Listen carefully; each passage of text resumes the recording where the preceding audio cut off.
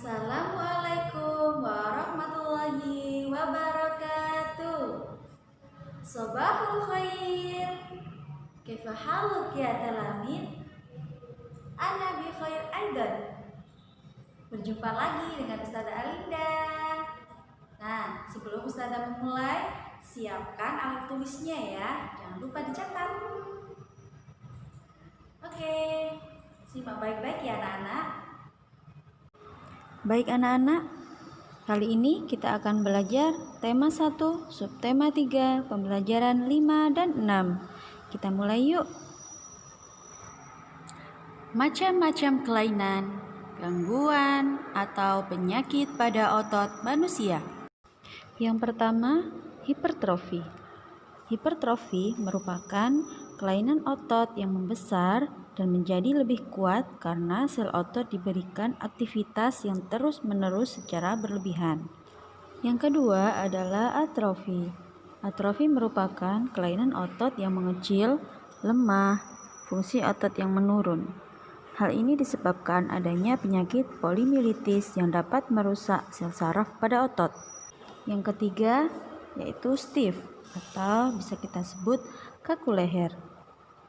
Stiff ini merupakan kelainan otot karena adanya peradangan otot trapesius leher akibat gerakan yang menghentak secara tiba-tiba atau salah gerak.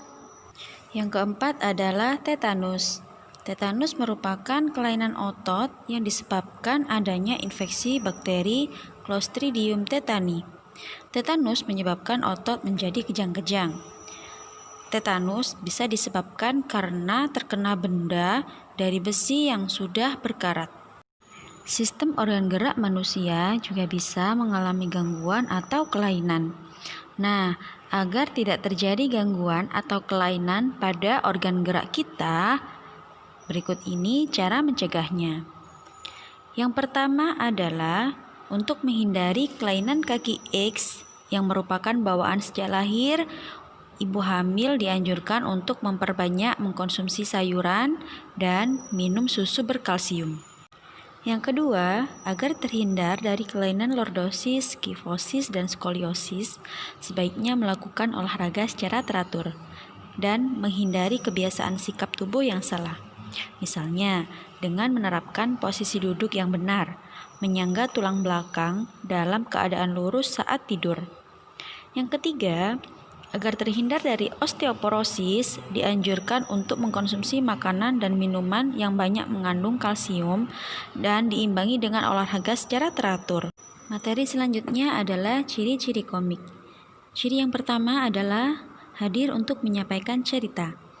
Pesan dan informasi disampaikan dengan menggunakan teks dan gambar. Ciri yang kedua adalah proporsional.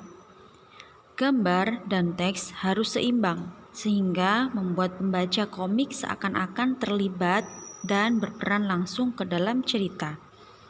Ciri yang ketiga adalah menggunakan bahasa percakapan. Bahasa yang digunakan adalah bahasa sehari-hari agar mudah dipahami. Ciri yang keempat, biasanya bersifat kepahlawanan. Isi cerita komik akan cenderung membuat pembaca mempunyai rasa atau sikap kepahlawanan. Yang kelima adalah penggambaran watak secara sederhana. Penggambaran watak dalam komik dibuat secara sederhana agar pembaca mudah memahami isi cerita. Yang keenam, terdapat humor. Humor dalam komik disajikan secara lugas sehingga akan mudah dipahami pembaca.